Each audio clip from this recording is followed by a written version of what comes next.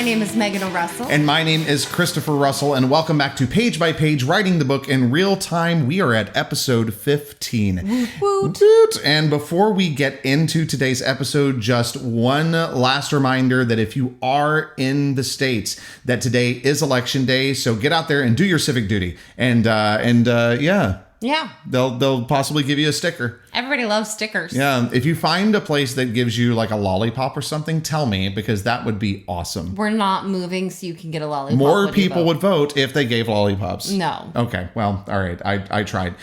So before we get into... We basically did a study at Halloween. Kids like stickers more. Oh, Adults yeah, probably that's like true. We stickers talked about that on the last podcast. All right. Before we get into it, since once again, you started sipping your beer before you were supposed to. I have a brain injury. I'm sorry. I was about to say adult beverage, but then we're not on TikTok, so never mind. So cheers to today's beer. So this is Kentucky Bourbon Barrel Ale, and it is one of my absolute favorites. I think the first time I ever had this was in Chicago. Actually, there was a restaurant that was like just to the north side of Millennial Park, and it was awesome. It's Millennial Park, isn't it? In Chicago? Millennial. I think it's Millennial Park.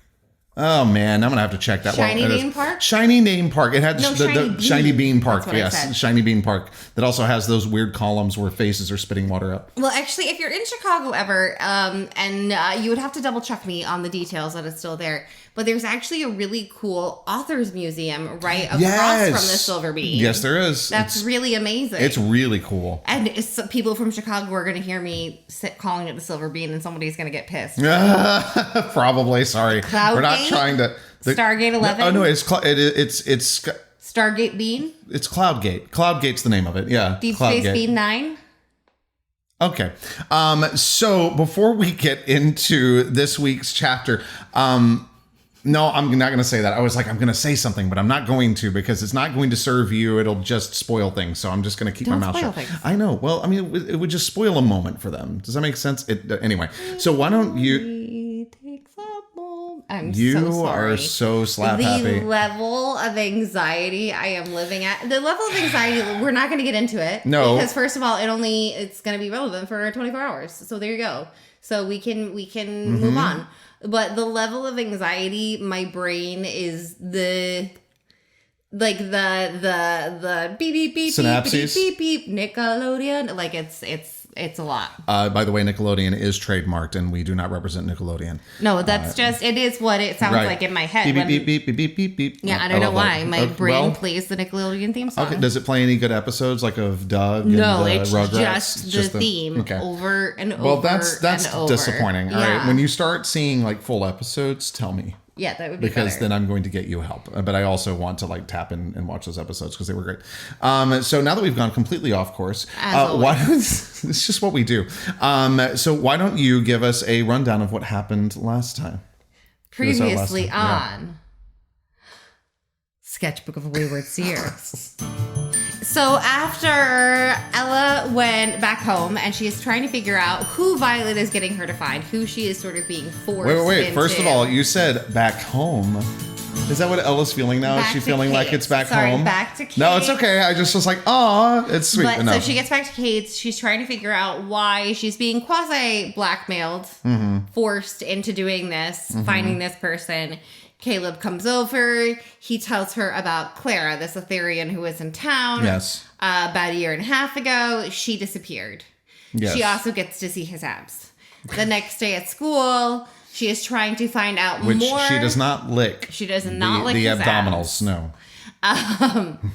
So the next day at school, she's trying to get by and find out more about Clara while continuing with Welcome Week. And there's a taco truck. There is a taco truck. I want tacos. She has an upcoming meeting with the KAT Society as part of this Welcome Week day. KAT. And she also manages to trigger another vision of Noah. Now, Noah is the student who we've seen in a vision before. He is in the high school's parking lot at night. It is a dark and misty night. He is holding a kitchen knife in one hand and a hammer in another. Which is silly because he only has two. He opted for two weapons as opposed to a weapon and a shield. That's interesting. It's a bold choice, Noah. It's a bold choice. Well, they both are like grab it in your hand kind of thing. He could have done better. Because if you don't know what you're doing, are you going to grab two things that fit in your hand? I have watched so many Jackie Chan movies. He could have improvised better weapons. Yeah, but if you're thinking about it, if you're like, I'm going to need a shield. If you're like, run away, you're going to grab two things that are easy to carry. Jackie Chan doesn't have time to think. We're not talking about Jackie Chan. We're talking about Jackie Chan. No, we're not. We are because I love Jackie Chan. Yes, well, no, we're not doing a ladder fight scene. All right. Okay, so Noah has a kitchen Did you knife. say a ladder fight scene? You remember Isn't that that one? him? Yeah. I'm just so happy that you remembered that scene. Okay. You made me watch it. I introduced Because you to my it. favorite fight scene we can't even talk about on this podcast. If you've seen Everything Everywhere All at Once, you know the fight scene I'm talking about. But even for this podcast, I will say that pushes the limit. What I actually can say is that it involves a certain award, quote unquote. It's not an award. To some people, it could be. I love that But movie. I cannot, now just thinking about it, I'm laughing hysterically, but we're not going to talk about that on the podcast in detail, because no. Yes. But if you have seen Everything Everywhere All at Once, you know. Also, if you haven't seen it, it is legitimately probably in as far as I'm concerned, I believe it is the best movie I've ever seen. I really do. I think it's the best movie I've ever seen. Back to Noah. Yes. So Noah is in the parking lot. Right. She gets a little bit further into the vision this time. Mm-hmm. We get to see a little bit more into how she has a modicum of control over trying to stay in her vision. Yes. And she hears him calling for or shouting at Luca. Right. He is screaming the name Luca, which brings us into the next day. Yeah, because we don't know what the intent behind his scream is, right? We don't know if he's calling for assistance or if he's yelling. We don't know if he's calling for assistance, calling him to come out and fight, calling to find out if he's okay, but he is screaming for Luca. Okay. Yeah. So that's it. That was really well done. Nice summation. I'm sorry that I kept interjecting. We went on a whole little roundabout Everything path. Everywhere All at Once. It's so good. Just donuts. It makes me want donuts. Okay. So you remember that part? Yeah, but I'm still on the fight. I know what you're on. I'm 5 years old. You are, and that's one of the things I love about that. Sounds creepy. Okay, we're moving on. Okay, so I'm trying to think if there's anything that I wanted to add before we get into this, and I don't. We're gonna talk about how super extra I am after, right? Super extra? Mm-hmm. You mean with yes. Okay. Yeah, we'll talk about how super extra you are always and forever. Amen. Okay, so we are going to continue onward with the next chapter. Are you ready? I'm nervous. Are you ready? Listening at home or in your car? Don't actually answer. I can't hear you. All right. I wish I could. That'd be fun. Okay, so this is Sketchbook of a Wayward Seer by Megan O. Russell, Chapter 14. Are you quite done? For those of you listening at home, Megan just proceeded to pick up her applesauce packet and go No, I wasn't. I was being very quiet. You were being super quiet. I was just going for a snack. So that's why you didn't hear the music right away, because I was like, I'm sorry. We have to start this again. Okay. So, Sketchbook of a Wayward... I forgot to eat dinner. Yeah, I did too, actually. All right, continue. Sketchbook of a Wayward Seer by Megan O. Russell, Chapter 14. I spent the time between school and my next Welcome Week activity parked on a side street downtown. Sitting in the passenger seat of the truck, I connected my laptop to my phone's hotspot, creating the Laureldale version of decent internet for my afternoon creeper session. Noah Kim had plenty of social media and loved to post about seemingly everything he did. The dude even posted an oops face selfie with a parking ticket. He had videos about math competitions, celebrity crushes, his grades, his outfits, and his friends. All the little details pointed to someone whose life revolved around idyllic Laureldale. Even his posts from outside Laureldale were tied to the town in some way. A school event, his friends from school, his vacations with his Laureldalian family. And to drive the point home, the guy went to a science camp on Falls Lake, less than 10 miles east of town. Nothing in his online life pointed to anything dark, dangerous, or a safe enough distance from Laureldale to lower the probable in-school chaos quotient. You were such a nerd. Chaos quotient. This is why I love you. I closed my laptop and rested my forehead against the dash for a few minutes, contemplating new angles for the Noah problem that wouldn't make things infinitely more complicated and, quite fucking frankly, deadlier for both of us. When the rain went from nasty back to a full-on deluge, I sat up, opened my laptop, and logged into my Laureldale High student account. Of all the students, there was one fucking Luca Nikolic. Letting myself cling to the hope of there being a better Luca option, I dug into the students at Sagebrook High farther down the mountain. Sagebrook had one Luca that had graduated last spring, but he was at college in California. I found a few adult Lucas and 4 Lucas too young for high school, but none of them had a clearer link to Noah than Violet's brother. Ooh, hold on, I have to make a note. Give me a second, and no, we do not need to start over. Okay, great, sorry, moving on. I found a few adult Lucas and 4 Lucas too young for high school, but none of them had a clearer link to Noah than Violet's brother. And there's no point in denying that if you stack a bunch of Lucas together and only one of them is a werewolf, betting on the wolf being the one involved in a late-night parking lot incident with a terrified math nerd would be the safe way to go. For the moment, Noah Kim and Luca Nikolic in the parking lot with the kitchen knife would hold its place as top theory for that shit show. Plus side, a clear next step was finding a way to ask Paige if there was a history of bad blood between Noah and Luca without sparking any whispers that might end up leading to the parking lot drama and Noah's potential death. Easy. No pressure. Confident enough in Paige being able to at least point me in a useful direction, I shifted focus to the girl on the cracked floor.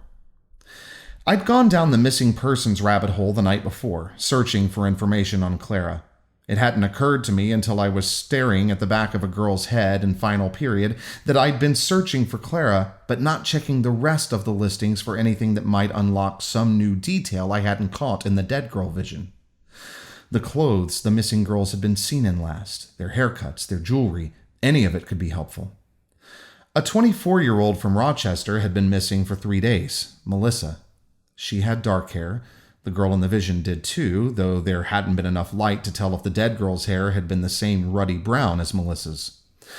But below the picture of Melissa's face, a description listed her as having a tattoo of a gemmed gauntlet on her left hand.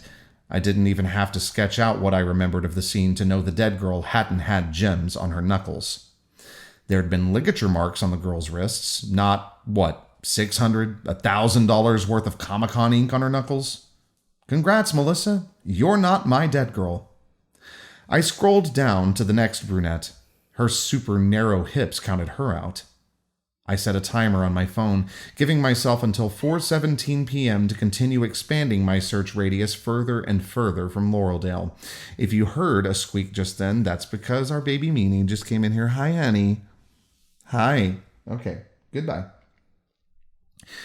If none of the 3 panned out, I'd make myself face the possibility that the dead girl wasn't on any list because she was still out living her best life. No point in preemptively dwelling on the fact that her current happiness and freedom meant I had no fucking chance in hell of finding her before she ended up on the evening news. Or worse, her death would never make the news. If no one reported her missing, if no one found her body. Either way, I'd have the memory of her corpse seared into my fucking brain just for the fun of bearing witness to a tragedy I couldn't change. I closed my eyes and let out a slow breath, twisting my self-pity into something closer to empowered determination. I knew where Clara had disappeared from. Sorry, stopping real quick. I just realized that eventually, when these videos do make it up, this is going to look hilarious. Megan is currently she's got to be out of frame. Hold on, I'm going to check right now. But because Meanie decided to come right back in and needed cuddles desperately. Baby girl. You have to go. You have to go. But if we shut her out, it'll just get louder. Oh, podcast recording with cats. Okay. Where was I? Okay. I closed my eyes and let out a slow breath, twisting my self-pity into something closer to empowered determination. I knew where Clara had disappeared from. I knew when it had happened and who had called the police. I even knew who to pump for info and exactly where to meet them. Maybe I was failing on the dead girl front, but I was not a worthless piece of shit. In fact, other than intentionally triggering a Noah vision, Mom would have been pretty damn proud of my, sure it looks like stalking, but it feels better to call it research, skills. I slid my laptop into my backpack. But you're not supposed to do this alone. They're supposed to help you. They're supposed to protect you. They're supposed to guide you. Stop it! A woman hurrying past jumped at my shout. She tipped her umbrella, squealed as the rain hit her face, and fled around the corner. Fuck.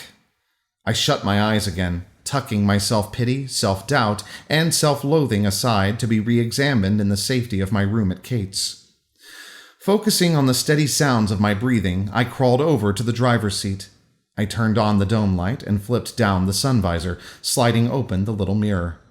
Red rimmed the bottoms of my eyes, and pink splotches decorated my cheeks. A lovely tears and anger vibe for showing up to a cheery gathering. I snapped the visor shut and turned on the truck. According to the dash clock, I'd wallowed too long and would now be late to said cheery gathering. Keeping up the steady breathing, I shifted out of park and left my side street sanctuary. Andre lived south of downtown, where parallel roads gave way to property boundaries that curved around little streams, trees too precious to cut, and the kinds of massive boulders no one has the money to move. The houses' lawns got bigger too, spreading the homes out far enough that Andre's had a proper driveway with plenty of room for me to park alongside the other gathered cars. I rolled right past his driveway and the next, then turned to park along the narrower side street, a convenient, albeit soggy distance from KAT and whatever new Laureldale fun I'd get to endure. Strike that. Enjoy. Fun I'd get to enjoy. Zipping my phone into the inner pocket of my new raincoat, I hopped out of the truck and ran for Andre's, dodging around the worst of the puddles, reaching his porch with shockingly dry feet. The sounds of laughter carried through the front door. I shook out my shoulders, prepping myself for enjoyment, and pressed the doorbell. The laughter inside stopped as a chime rang out. Paige's distinctive squeal of glee came before Sydney said, "You sit, I've got it." "But sit," Sydney cut Paige off. "If it's sit." The burden of trying to fake a smile faded as I sighed a little laugh. "Welcome," Sydney started speaking before she'd fully opened the door. "I'm so glad you made it. The bridges can be murder during storms." She beckoned me in and shut the door behind me, not bothering with the locks. Having two Widows Run bridges so close together is confusing in the daylight. Take the wrong Widows Run bridge when it's raining and half the streets your GPS tries to reroute you down are covered in water. The matter's been brought before the town council several times. Do you go to the town council meetings? Change begins at the local level. Sydney opened the door to a coat closet that might as well have been a horse stall. Did that sound like I said horse stall? Let's go back. Change begins at the local level. Sydney opened the door to a coat closet that might as well have been a horse stall. This isn't Enna of Ilbrea. This is not Frayson's Glen. A row of boots sat against one wall while coats hung dripping on the other. What? I could have spread my arms wide and spun in circles and never had my fingers touch anything. Damn, Andre. "Ella." Jason stepped out into the foyer, his smile back in place after the weirdly not quite somber day at school. "There are snacks in the dining room, but I can There are snacks in the dining room, but I can grab you a drink from the kitchen if you want." "Are you always the drink guy?" I surrendered my coat to Sydney. "Habit," Jason shrugged. "Boots too," Sydney said. "Mrs. Davis is not a fan of mud." "Thanks." Cricking my neck, I kept my gaze on Jason as I knelt to unzip my boots. "Can you make a smoky, old-time lemonade?" Jason blinked. "Kidding. I don't expect Andre to have a cocktail smoker. Most bars don't." I winked at him. "Did you just pull that out of your ass?" Sydney closed the closet door and shooed me toward the dining room like I was a chicken who'd escaped the coop. "There's always work for a good bartender, and I've trained with the best." I gave Jason a grin I hope read as, "Mwahaha, you can't tell if I'm lying," as I passed. When I neared the double doors on the left side of the hall, a scent closer to mulled wine than anything else I could think of surrounded me. Music like an epic fantasy film soundtrack underscored the group's laughter. Then I stepped into the dining room and learned two very important things about Andre Davis.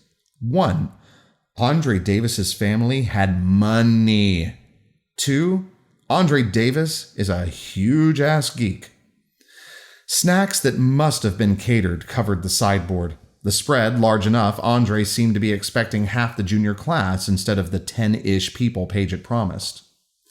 3 light fixtures, more like installation art than chandeliers, hung over what should have been a massive dining room table, but all the table's leaves had been removed and lay stacked in a finish-scratching way along the far wall. Even sans inserts, the now square table could easily seat 3 people Even sans inserts, the now square table could easily seat 3 people along each side without guests knocking elbows. Leaving me with the obvious question, what the hell kind of dinner parties do the Davises throw? To up the excess vibe, a leather mat with the cardinal directions and the letters K-A-T embossed in gold covered the center of the table. Andre sat on the side of the table marked north, wearing a green velvet Regency-era jacket complete with lacy cravat. Beside him, a tea cart draped in midnight blue velvet held a leather-bound notebook and several wooden boxes. You're so fancy, buddy. I bit my lips together, taming my humor lest I succumb to an ill-timed guffaw and stir the ire of my host. Don't be a shit. Paige waved me toward the 2 open seats next to her on the western side of the table. All 3 seats on the eastern side of the table had been claimed, along with 2 on the southern. We're still waiting for Evan. Sydney glared at the empty southern chair. But he's played before if you want to get started, babe. Played? I hesitated, my hand on the back of the empty chair south of Paige. You're going to love this, Paige whispered. Yay. Welcome to Keepers of the Arcane Text, Andre said. Think of it as tabletop RPG meets dungeon crawler. Have you played D&D? Does it count if I was only there to find out why I couldn't stop getting a vision of the dungeon master's impalement? Turned out to be some car-surfing jousting shit gone wrong. I hadn't managed to save him. I didn't feel that awful about him dying of his own fucking stupidity either. Once or twice, I slid into my seat. Oh, good, a girl with frizzy blonde hair on the eastern side of the table said. Just don't listen to any advice from Jason. I'm offended. Jason entered the room carrying a glass. Just because you don't approve of my tactics doesn't mean I'm not a good player.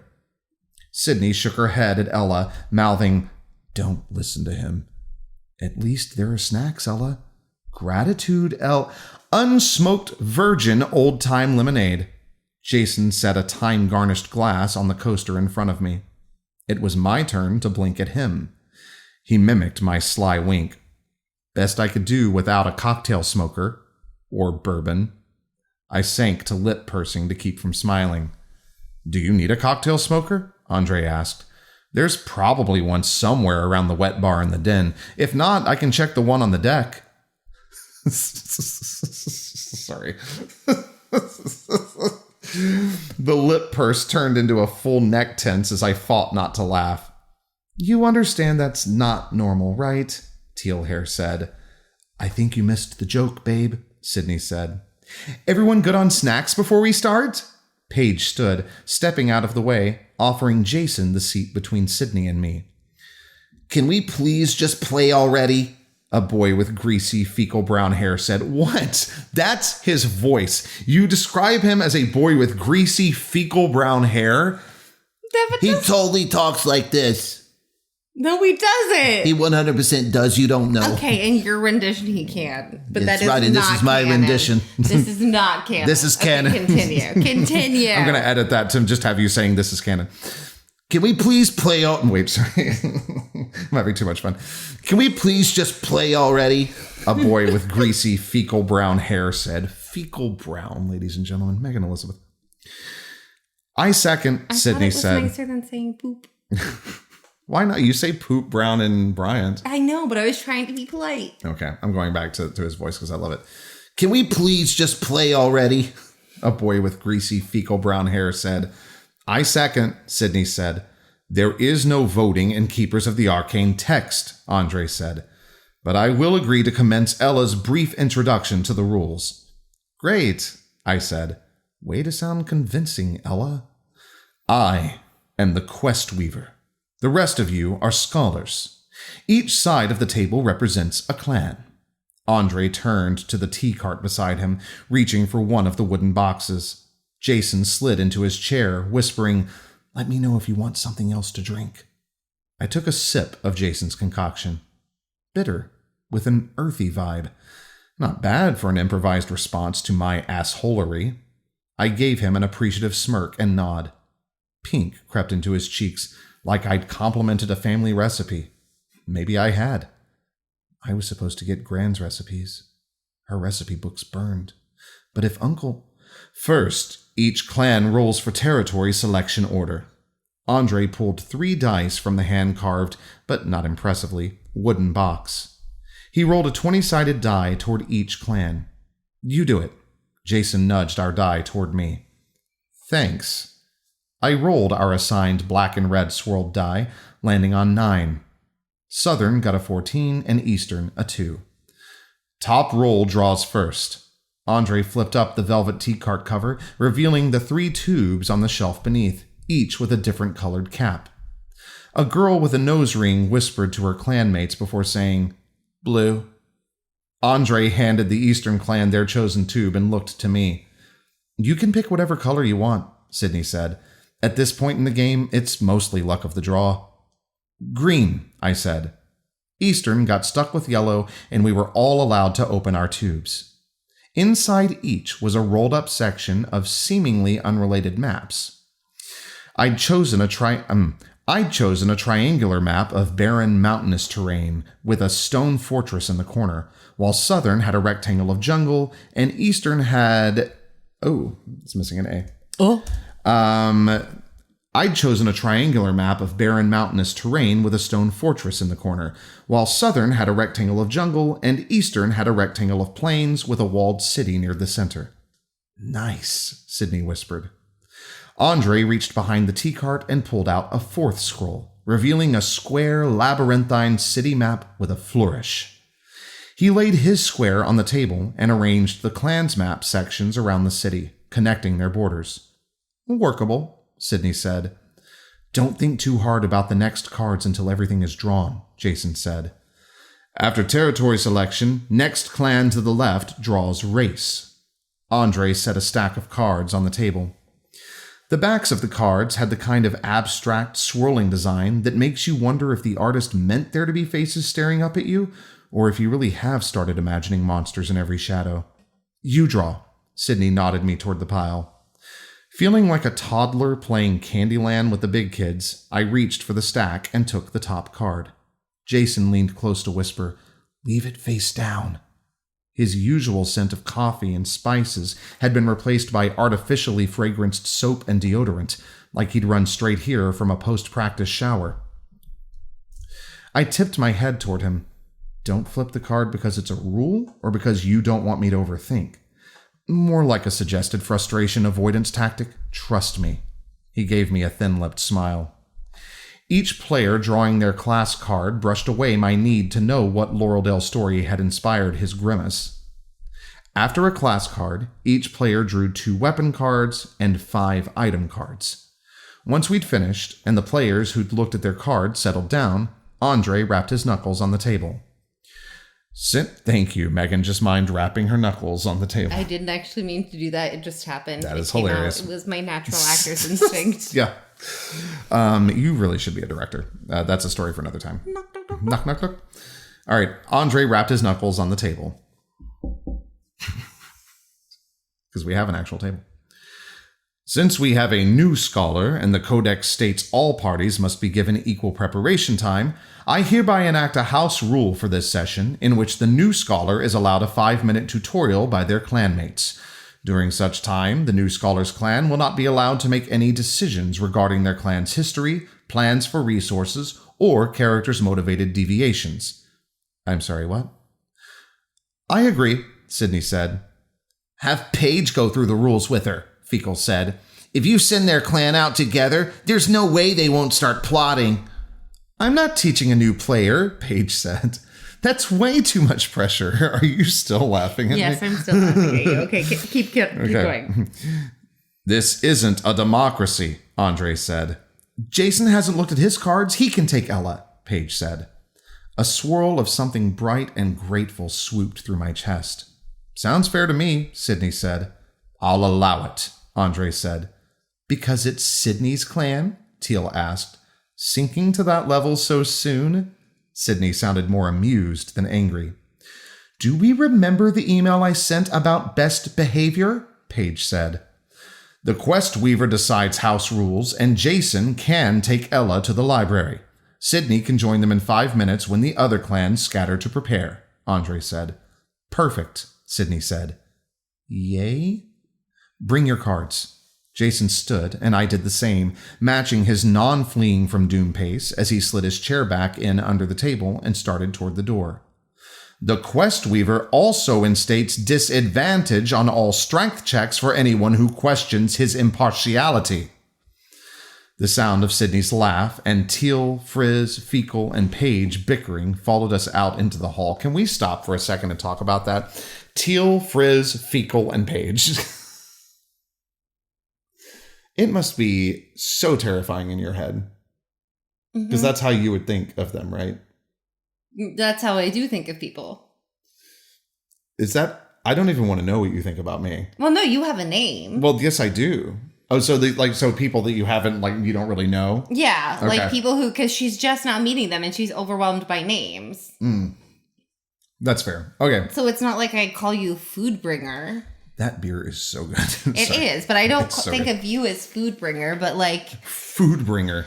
No, but it's the same thing when we're at a convention and we're talking about a reader that we met and we're like, oh yeah, curly hair. Right, yeah, defining features. Yeah, I get you. Teal, Frizz, Fecal, I think that's normal. Fecal, man. Okay, it just has such essence of Bryant in it. It's amazing. Oh, I thought you meant essence of fecal. It's such a good word. Okay, moving on. The sound of Sydney's laugh and Teal, Frizz, Fecal, and Paige bickering followed us out into the hall. The way they fought, like they had no doubt that arguing was safe to the point of being sure they'd still have friends in the morning, seemed like another Laureldale oddity. Welcome to Laureldale. The local newspaper may not give a shit about a girl disappearing, but the friends you make will last a lifetime. However brief that lifetime may be if you end up face down, dead. Focus, Ella. Breathe, Ella. Get your shit together, Ella. The Davis family's library lived up to its name, with 3 walls of floor-to-ceiling books. The 4th wall, of course, being taken up by wide windows with well-pillowed window seats. An expensive, though mass-produced, desk sat in front of an empty fireplace, the little blocky-head plastic statue on the corner giving the only easy-to-spot hint of people actually using the space. Let's see what cards you drew. Jason headed right to the desk, tapping his fingers on its gleaming top. I shut the library door behind us and crossed to him, studying the backs of the game cards rather than watch for Jason's reaction if he happened to notice I'd closed us in. If I'd seen the cards in a gift shop, based on their dark, almost macabre motif, I'd have assumed they were from a human-made tarot deck. Not that I'd spent much time with tarot cards of any kind, since Mom would have had a shit fit, and they'd never seemed worth willful disobedience. Which is absolute bullshit, because after being alone in the world for less than 3 months, I was already really fucking sure that my parents keeping me away from any tool or knowledge that could help me survive, or even just fake social normality, was a really big parenting fuck-up on their part. Breathe. Breathe. Breathe. I placed myself right beside Jason when I reached the desk. My arm close enough to his, I'd have a chance of feeling him flinch if I dug too close to truths he didn't want to share. I laid my cards on the shining wood. This game seems really intense. You've just got to get into it. He separated my cards into stacks. Once we've been through a round or two, you'll love it. But, I poked his arm, if the game is so amazing, why weren't you on the original list for this meeting of the KAT? Jason looked down at me, wrinkling his nose. Technically, I'm on temporary suspension for bending the rules. What? My laughter broke the word into 4 syllables. Andre doesn't appreciate the glory of a noble sacrifice. It was me. I was the one who flinched hard enough for Jason to feel. His face flipped from humor to worry. You okay? Fuck. Think, Ella. Sorry. Every time I've been duped into watching a war movie where the heroes knowingly charge to their deaths, I've ended up with nightmares for weeks. I gave a little shiver and reached across Jason to the farthest card pile, moving on like an anger rabid enough to shred every being in the fucking universe hadn't flickered in my soul. The first card gives the race of our clan, Jason said. I turned the card. A banshee mid-scream wailed up at me. I dropped the card, not wanting to touch the image of the woman whose vile thirst for death somehow twisted her face into an alluring beauty. Not bad, Jason said. We're not going to be great in a siege situation, but if it comes to an open battle, we'll get to have some fun messing with the other clan's roles and man. Not bad, Jason said. We're not going to be great in a siege situation, but if it comes to an open battle, we'll get to have some fun messing with the other clan's roles and HP.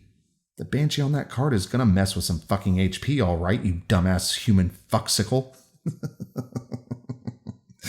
The word fucksicle just makes me laugh. It's a great word. I've tried for the necromancy route before, but Andre doesn't go for it. He's not a fan of enslaved corpses? I moved on to the next stack, flipping the top card and laying it over the banshee, hiding her scream with a cute little picture of an iron-barbed net. A creature with a sharp beak and massive wings lay helpless beneath the net's... I'm doing well. A creature with a sharp beak and massive wings lay helpless beneath the net's weight. Iron Snarl. The words curved across the top of the card. Red back means a weapon card, and we all get 2. A net may look lame, but it can be really useful if we end up going against fae, changelings, or ghosts. Sounds like fun. I turned over my second weapon. A gold-edged scorpion blade. Drops of blood, their red too vivid to be real, sprayed from the weapon. On the bottom of the card, a man lay face down. But he didn't lie still.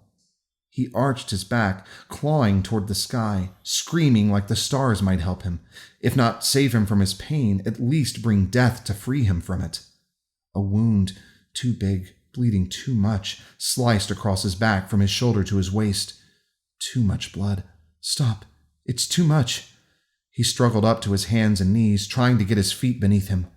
His hands slid out from under him and he fell, knocking the air from his lungs. He gagged, fighting for breath. He tried to get up, this time tipping onto his side, weaker on his second try. Weaker still on the third. He only pushed his torso an inch off the ground on the fourth. When he collapsed, his face tilted toward me. Jason, lying in the dirt. Jason hurt. Jason bleeding. I reached out, needing to help him, to save him. My feet moved, letting me slog toward him. The start of a sob shattered in my throat as I looked down at my bare feet on the starlit forest floor. My feet firmly rooted in a vision of the past. Past. It's the past. A past horror Jason Archer had survived. Now Jason is alive. Now Jason isn't bleeding. But drops of red spattered my feet. Red falling from my own hands. I watched the blood drip from my fingers as though I'd just wrung out a human heart. Boy, that's intense. Yeah, I see your manic smile. Or your maniacal smile? Maniacal? Maniacal. Diabolical smile, that one. Okay, so I want to start at the ending for this. Well, oh no, I'm sorry. First, let's go ahead and do this the way that we always do. How do you feel? How do you feel about this chapter? Okay, so I'm not gonna lie. This is the one. Okay, 2 things. Okay, 2 things. One, this is the. Okay, 3 things. So, one, this is another one where I did not get nearly as far in the chapter as I thought I would. No.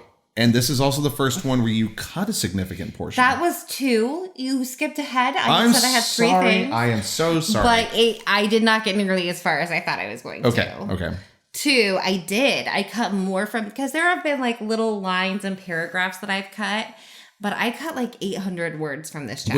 Which is that in multiple portions. It wasn't even one chunk. Like I like carved parts out of this one. So I'm going to say something, and you can tell me if this is like some kind of industry secret you don't want people to know, and that's fine. But in your 32 novels, like I cannot think of many times that you have cut that many words from something ever. Like it's one of those weird things where like it's not that you publish your first draft, but the storyline as it is, it's pretty much how it stays. I will usually write short. So what happens is I will write my first draft. Right. And it's like 58,000 words. And then it ends up being like 65. Right. Because you find places that you need to flesh it out more. Well, it's not necessarily that I need to flesh it out. It's like I won't go into like, oh, and this part of the backstory goes here. Okay. It'll be like, oh, I have this backstory. And then once I get to the end, I find the moments where like, okay, this is where I need to describe this. This is where I need to describe that. Okay. And so like, I'll have several moments put in where it's like, this could happen here. Yeah. But one of the things that I wanted to talk about, and this isn't a spoiler, it was going to be in this chapter, but it didn't need to be here. So it was part of what got cut. Okay. And then I'll get to the third thing. Okay. Go on. But it was part of what got cut is that Ella's mom did some kind of freelance work as a bounty hunter. Which, as a werewolf, makes total sense. They were also having to skip town on a regular basis. So those are security deposits on apartments. Sure. Plus travel money, plus hotel money, plus groceries and everything else, moving a kid cross country. Yep. So for a werewolf, picking up some bounties makes sense. Sure. And so that's kind of why Ella's a little bit more familiar with like, oh, missing persons databases and things. So it's not necessarily just her visions. It also, she was helping her mom do this work. Whenever they got really broke, mom would do some bounty hunting. Right. And so that was the thing that I wanted to put in there, that's where her sort of organizing and filing and like going through the missing persons databases and how she researches things. Because there is a lot of that involved in the visions, figuring it out and that kind of detective work. But the larger parts of it come from helping her mom. I enjoy this. The later we get into the book, the more we start seeing like the real, because like I think I talked to you about this. It's like, so is this a paranormal romance or is it a paranormal mystery? And you're like, it's a paranormal mystery. And like we're getting to see a lot of that come into play now, and it's really fun. I'm really enjoying it now that Ella has kind of found her footing in this new town. She's going into this detective mode that I think is super cool. Well, and it's not even that so it is. And you still have your third thing to get to, right? It is the grief process kind of healing. Sure, yeah. And her being able to think a little bit better. It is also her grabbing onto these sort of seer/local mysteries to distract herself. But it's also that she's doing the work as it's presented. Right. So she is starting this work because all of a sudden there is this shit show in her lap. So it's one of those like, okay, get up, brush off. This is how this goes. Yeah. And now on to the third thing. Yeah. But wait, I want to add something to it though.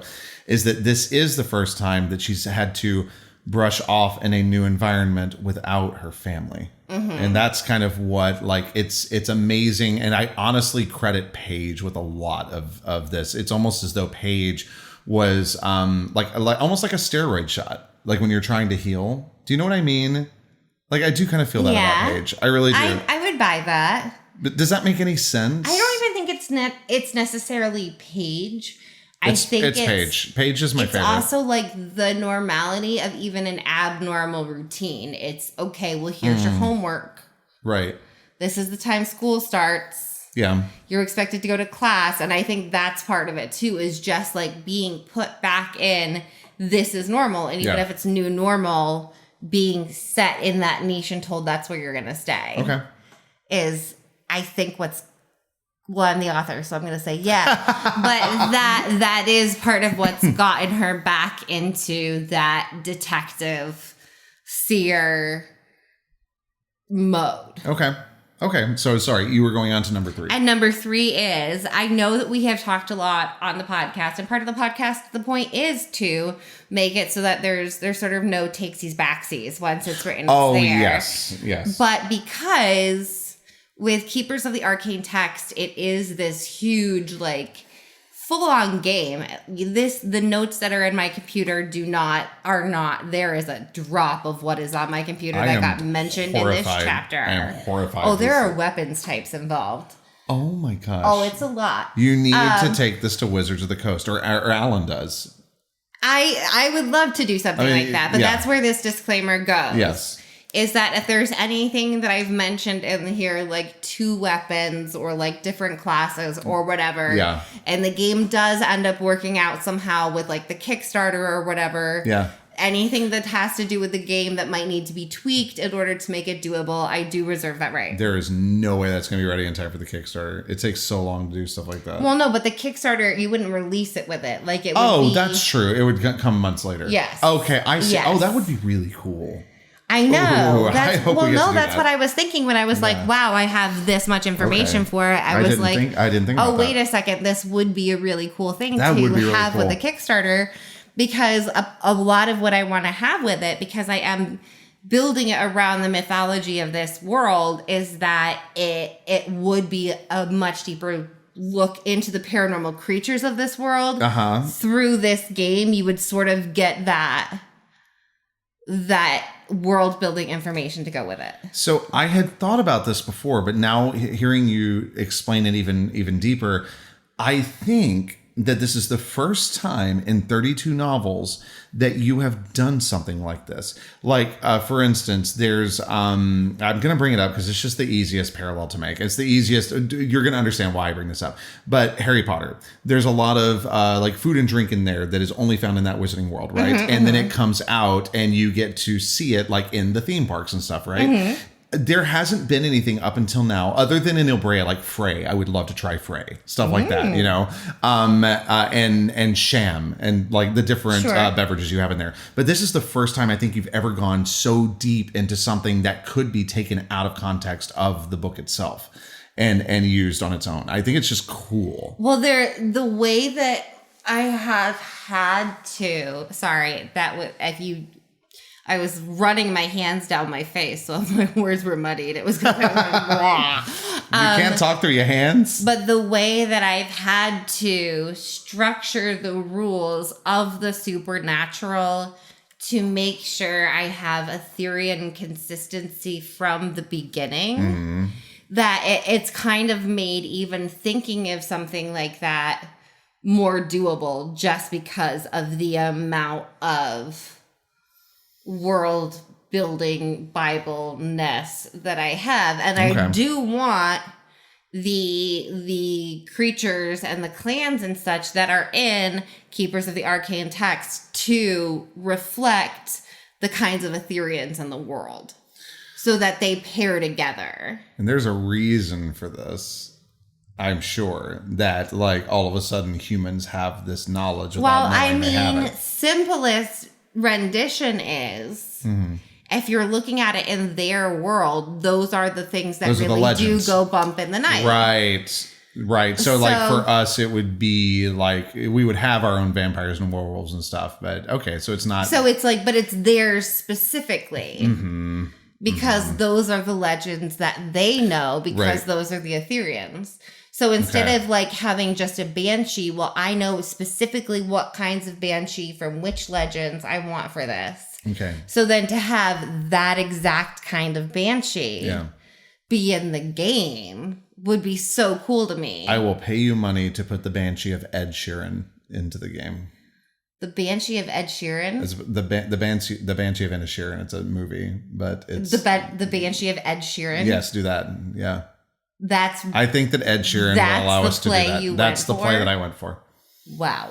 I stand by it. I invent a game and you invent the Banshee. I want a Tuckerization, of Ed Sheeran, and it'll be the Banshee of Ed Sheeran. All right. And Ed Sheeran, you seem really cool, so let me know what you think of this idea. He listens to our podcast. Okay. Look up your next question while I explain something real quick. Okay, so for those of you who aren't familiar, a Tuckerization, because it is kind of a weird term. Yeah, sorry, it is. So a Tuckerization, I don't know if it started on Kickstarter or if it's just really big there, but it's sort of something where you will be a backer or a patron of a project, and one of the things that you will get as a part of your backer packet or whatever it is, your backer package. We have to talk to the people who know more about it than we do. Which we have Tuckerization, which means that you get to name a character in the book, and not like an existing character. You wouldn't like get to rename Ella like Ginger Cha-Cha Feet, but it would be like, okay, this person who you're meeting in the book for a first time, or this meeting is someone like Fecal. If you were like, I really need Fecal's name to be Ronnie, and I offered a Tuckerization for Fecal. This is, I don't know why I'm saying Fecal so much. I'm going to lose so many podcast listeners just because of this. It's great. Frizz, we'll go with Frizz instead. But if I was offering a Tuckerization for Frizz, then when we get to Frizz's real name, if you're like, her name is Peggy Sue, then her name would be Peggy Sue if you were the person who backed for that Tuckerization level. Sorry. I just wanted to make sure that went out there because it is a weird term. Much appreciated. Okay, so I'm going to rapid fire some of these because we don't have a lot of time left. But I think that the 3 points that you brought up added more than like a lot of these questions would have. Like, that was excellent. Thank you so much for that insight. Yeah, that was well done. It's funny because we approach this podcast with me planning all these Q&A things, and I don't tell you about them. So we don't really talk about things that you necessarily want to talk about. So I love that you were like, I want to talk about this, and like, what amazing things we learned. The amount that I put into that freaking game. Oh, I know. Which is why I'm like, now I'm like, I want this to happen. I want it to be a real thing. It's awesome. Because I spent so much time on it. Okay, so okay, before we get into this, because I think that most everything that I have revolves around when they get into the game. But we had a question from Brittany about Etherian hearing. Yes. That you wanted to touch on. Yes. So Brittany asked a really good question in the comments for the last chapter on Substack that was about Caleb's sensory reactions, his sensory overload. Right, yes. Because he does have Fey hearing, and so he is hearing everything at such a high level all the time. Right. And Brittany's question was, is it all Fey or all Etherians who have supernatural hearing are experiencing that the same way?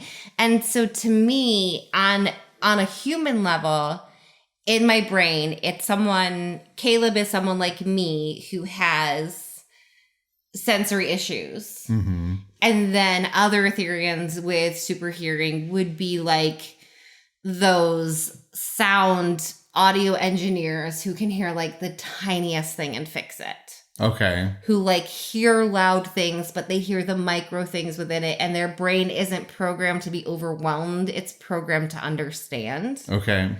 And so that's kind of the difference with me in Etherian hearing. The different ways it goes is that one super hearing is overwhelmed, and one super hearing creates this ability to break down the pattern. Okay. And if you're looking at it in a more kind of natural world vibe, because of the kind of Etherian that Caleb is, he really belongs like wandering through the redwood forest on his lonesome. Right. He is not meant for a group existence. No, because he's a wooded dryad, like. Yeah, he is meant to be in the deep forest in seclusion. Then you're looking at werewolves who do also have supernatural hearing. Mm-hmm. But they're like, I think of them more like African wild dogs. They are pack animals. Like they have good hearing, but they are there for the ruckus. They are there to howl. Sorry, my cat keeps asking to get on my lap. And the last time she did that, she knocked the mic over. So no, go. But that's the difference to me is like, okay, we have the wild dog version, and then we have like the deep jungle panther version where that makes sense. They both have that amazing hearing, but is used in two different ways. Okay, so it's funny that you gave two predators, because what I was going to say is that it seems to me too that a fae is not going to be as much a predator as a wolf. Like, so is a fae on the in the grand scheme of things in the Etherean world, would they fall more on the prey than predator spectrum? Do you know what I mean? So like if you are prey and that is your main place on the food chain, if you will, then these sounds would freak you out more. Whereas if you're a predator, you're listening for them because you want to know what's going on. I think that it's not even with the fae, it's not so much as predator and prey. Mm-hmm. It's more a matter of protector. Okay. So it's almost like that I don't know if I like the term, but like that mom hearing. No, where okay, they're the protectors of the forest. That is what they are supposed to do. Okay. So everything around them is theirs. It is their space. It matters. They are these grand keepers. Mm-hmm. And so they can hear because it is their need to hear those micro disasters, not because they're in danger, but because it is their terrain. Right. They are stewards. Yeah. Does that make sense? That makes sense. It's a different vibe, but kind of the same thing. Yeah. Yeah, I think so. This may all just be nonsensical mumbo jumbo. No, I have no idea. No, it makes perfect sense. Okay. So I'm going to go down my rapid fire list of what I've got. So first of all, I guffawed. Well, and you use this in the sentence, but when you were like, so Ella sees Andre in his getup with his like Regency era jacket and goes, "Hey, you're so fancy, buddy," in her mind. And then the next sentence says, "I bit my lips together, taming my humor, lest I succumb to an ill-timed guffaw and stir the ire of my host." I was like, get out. What a tone shift. And it was just so great. It was such a nice moment of levity. She's sarcastic. She's so funny. Okay, so there's that. That was one of the things I wanted to talk about. Also, no, we don't have to talk about that. That's not important. Okay. No, I think it is. Oh, you do? Because, okay, so we just moved to Orlando. Yeah. And it's the Orlandinian. I don't know. But that's the thing, is we don't know. And it is frustrating. And so, like, Albany, New York, are you an Albanian? Are you an Albanyite? I don't think you're an Albanian. Are you an Albanian? I mean, you're from Albania. Who knows? I don't know. And so we finally, we got to decide what it is to be from Laureldale. We got to decide what makes sense. And we decided Laureldalian. Isn't everybody in New York just a New Yorker? That is. Like, I mean, but yes, then you get to if you're New York City, that would be, I think if you say I'm a New Yorker, people think you're from New York City. So maybe that's, yeah, all right. Yeah, but Manhattanite's easy, but Orlandite, Orlandoian. I don't know. From the city beautiful. Yeah. But it is Laureldalian with an I-A-N at the end. And that's because we actually looked into it, and Megan, in keeping with her, this is a lot of this based on Greek mythology, you went with how do they do things like Athenian. And okay, no, they have a Fleece Street. I know. Clearly, the town decided we got to do it IAN. But instead of going with Herculean, which would be with an EAN, but that's also describing a specific task based on a certain demigod, and you went with the IAN, which would be more how they would say Grecian, people from their towns. Yeah, Athenian, Cretan. It's Cretan. Cretan. No, Grecian. Oh, Grecian. Yes, Grecian. Sorry. Grecian. Yeah. Athenian. Yeah. Mm-hmm. Because that is that Olympian. That's IAN as well. Someone went to that Laureldale town meeting and they were like, IAN. It's just Grecian. It's better. Fleece Street. We're renaming. Okay, so this is obviously not true, and I thought about this as I was reading. Yes, I had enough brain cells to think about things while I was reading. I'm so proud. Yeah, thank you. But it was like Luca Nikolic, and you said, trying to look for a better Luca option. I dug into the students at Sagebrook High farther down the mountain. Sagebrook had one Luca that had graduated last spring, but he was at college in California.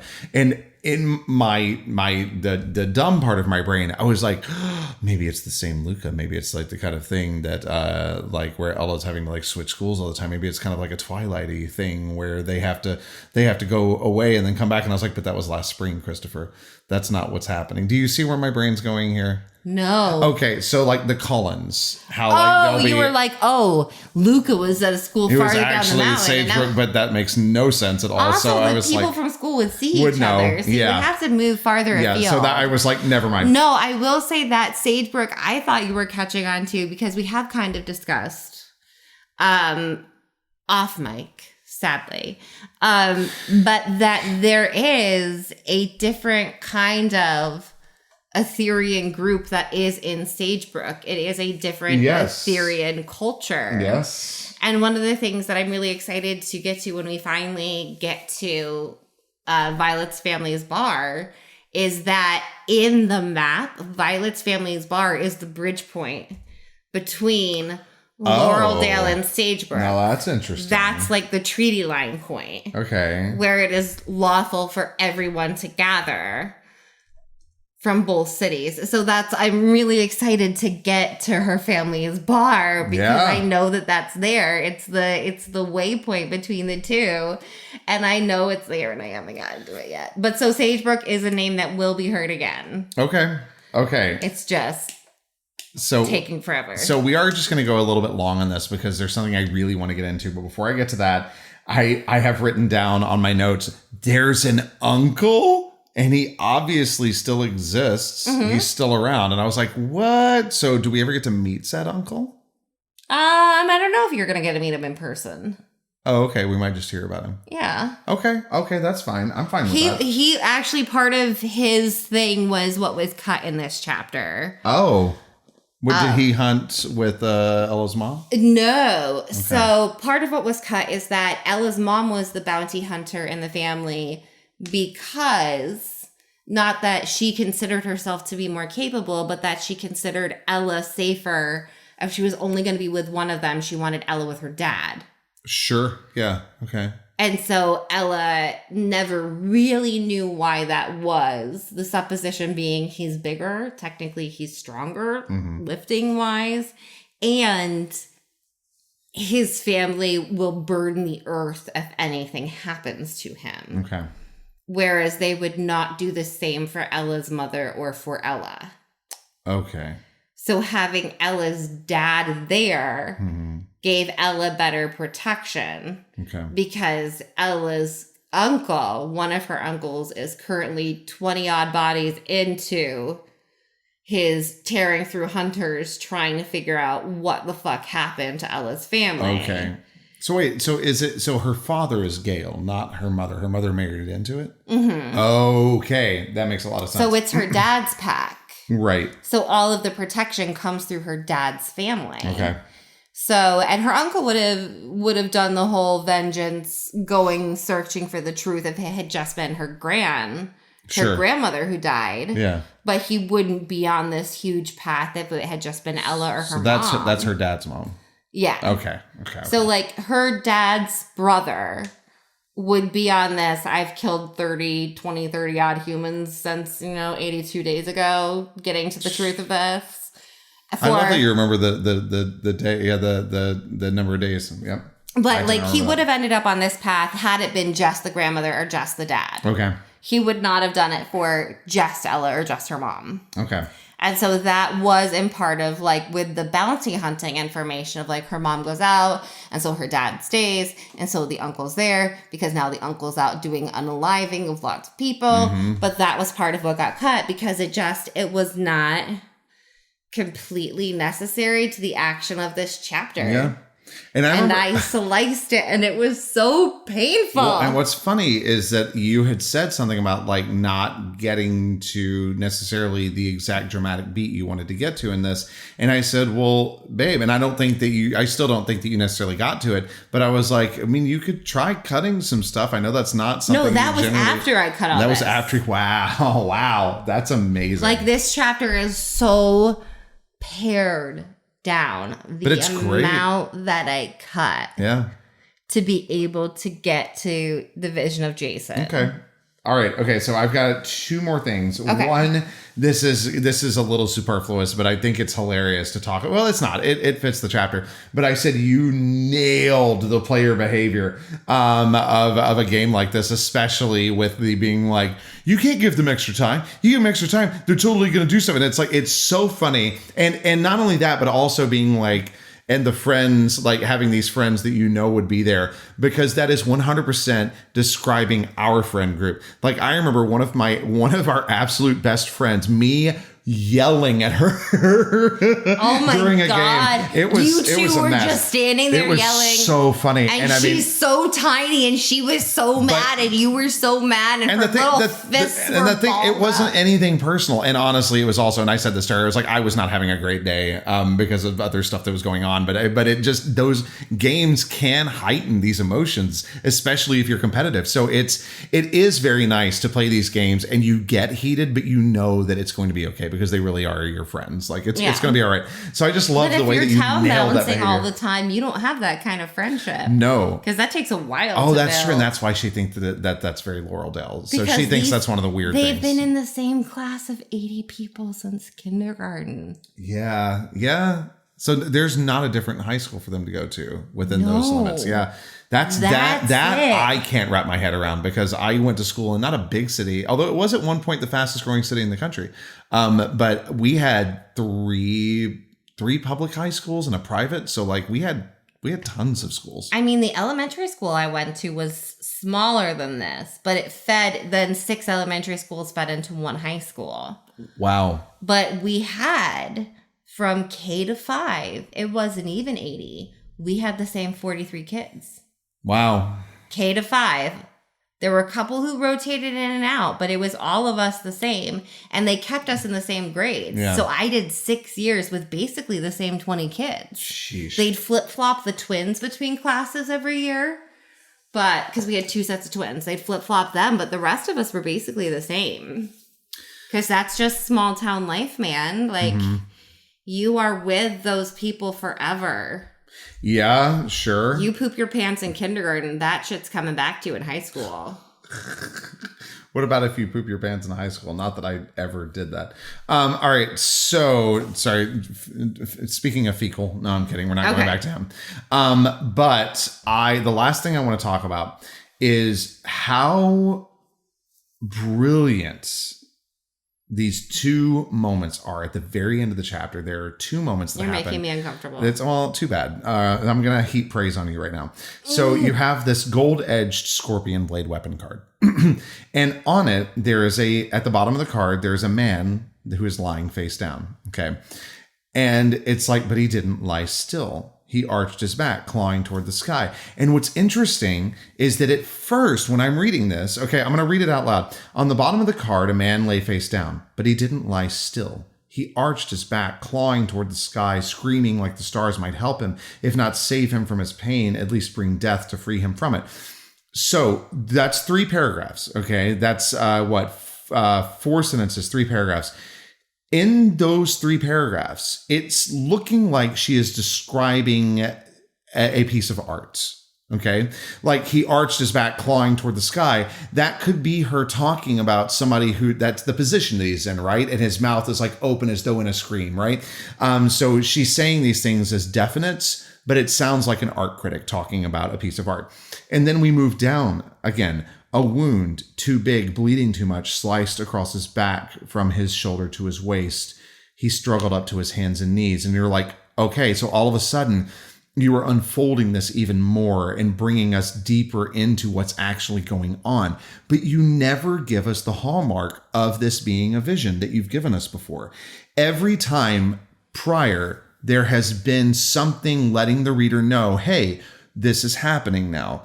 But now you've gotten to the point to where you're trusting the reader to be able to understand what's going on. So you get to see Ella blend her reality with not fiction, because it's very real, but her present reality with something that has already happened. And that's another thing too, is that you do this, my feet moved, letting me slog toward him. The start of a sob shattered in my throat as I looked down at my bare feet on the starlit forest floor. So my feet moved, letting me slog toward him. And immediately my brain went, wait a minute. And I was there before Ella was. And I went, holy crap, she's in the past.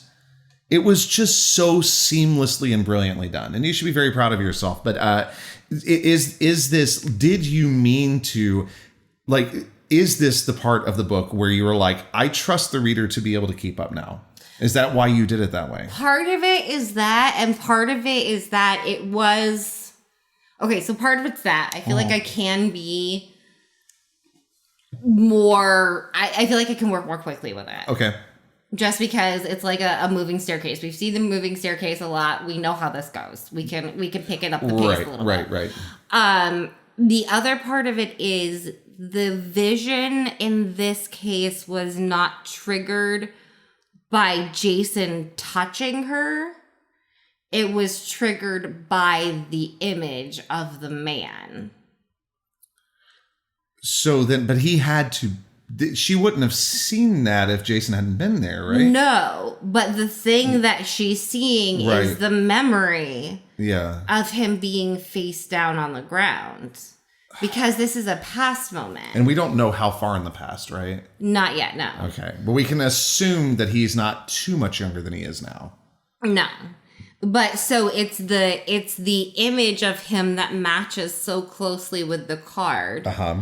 Also his presence. Mm-hmm. Also the fact that it is in the past. Mm-hmm. So the way the vision works is a lot more clear. Okay. Because his body position did line up with that. That happens, that's solid. Wow. Okay. Like, so much like Carrie Astor recorded on the staircase at Beechwood. Right. That's the staircase she walked down. That's the position he was in. Wow. That's on the bottom of the card, just so happens to be. Yes. Wow. So that's the thing crazy. Is that it is in my head, the way it works is that because it is that position, so it is that transformation that she's experiencing where she's like, oh, wow, that card, I don't like that card. That card's bad. That card's bad. Sorry, I just in my mind saw the cinematics for this. Yeah, that's in my head what I want it to be. It's so good. Because it does match up so closely that she's seeing it take over and become this thing where he's in the woods. Yeah. And it's because her brain is starting to she's been playing with her vision. She's gonna get them more and more now. She's been fucking around with this shit. She's welcoming it too. Like she stayed in one purposefully before this. She's walking into him on purpose. Yeah. And it lines up and so it's one of those like it was just set up for the perfect storm with that vision. That is so cool. Okay. But yeah, that's the visual I want. I'm not gonna lie, Megan. This is starting to edge its way up towards Il Brea level for me. Like this is starting to eke out Fracture Pact even. And I love Fracture Pact, but this is kind of climbing above it for me right now. This is great. Well, there is a tabletop game, so I can understand. That's exactly why. Well, no, now what we need to come up with is a recipe for Jason's mom's restaurant's rolls. Dude, I used to have the best recipe for yeast rolls. They were so good. I don't like yeast rolls. You don't like yeast rolls? I don't like yeast rolls. Too chewy? Mm-hmm. Okay. All right. Okay. Were there any other questions before we go down? Because if we start talking about carbs, I'm it. If you are in the Orlando area and you can get here during Food and Wine, is it Brazil with those cheesy biscuits? Oh, y'all. Okay, yes. I mean, yeah, okay. It's Disney. It's overpriced as heck. It really is. Why am I'm like all of a sudden... Fuck. Thank you. I feel Faxical. better. So it's overpriced as hell. Heck. Yeah, it's shut up. It's so overpriced, and I say that so lovingly. But yeah, the Brazil booth, which is between Morocco and Japan, I believe. I don't know. It is. I think those are the two that are next It's to each on other. the map. There's a cheesy biscuit. There's a cheese bread that is... Just go to guest services and say, hello, I would like to go to cheesy Brazil biscuit. It's a cheese roll. It is not a biscuit. Will you please mark cheesy Brazil roll on my map? They'll Sharpie it in for you. It'll be fine. No offense, I'm Southern. We got biscuits on lock, all right? That's not a biscuit. It is a roll, and it is delightful. It's so good. All right, we stop. I said if we start talking about you're right. carbs, I'm sorry. we're gonna go down. All right, so I'm gonna have cheese and crackers now. Okay. So yeah, that has a little protein with it. It has a little protein with it, and yeah. Mm-hmm. That's what we're gonna go with. It's basically a pizza, which is a whole meal. If my doctor is listening to this, I'm having protein. That's it. All right. So, so why don't you tell people what they can do to help others find us, and then we'll sign off before I need cheese. We need to like snack more before we do this. We can't podcast carb free. Yeah. Not that we're carb freaks, we have beers. So if you are enjoying the page by it's totally page carb free. Everything for the next few days is carb free. Please do like, rate, review, share the podcast on your favorite podcast platform. Also, please leave a comment, even if the comment is just like woot woot. Please do, or cheese, or yay cheesy biscuit. Please leave us a comment. Cheesy biscuit. If you want to be a part of the ARC team on Substack or to just read the chapters on Substack, you can check it out over there. It is under Megan O'Russell. And yeah, follow us on social media, and we will be back next week with some Sketchbook of a Wayward Seer fun chapter 15. Yeah, absolutely. And if you are in the Orlando area, make sure that you do check out the Orlando Maker Fair this weekend. It's so good. BattleBots books and a singing Tesla coil. So come Is the Tesla coil definitely coming back? I hope so. There's definitely BattleBots. The Tesla coil is so definitely cool. Droids. There's definitely books. The droids are so cool. There may be a Tesla coil. I feel like in heaven. So follow us. Follow the Page by Page podcast. Check us out on Substack. Come to the Orlando Maker Fair. And we will see you next time. Yes, we shall. And until next time, thank you for reading. Oh, the cat fact.